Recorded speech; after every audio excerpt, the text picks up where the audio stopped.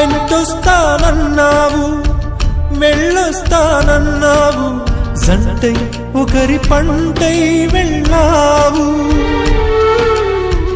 కరుణిస్తానన్నావు, వరమిస్తానన్నావు, కరువై మెడకూరివైపోయావు. దేవతలోనూ ద్రోహం ఉందని తేలిపావు, దీపం కూడా దహిస్తుందని తేల్చావు.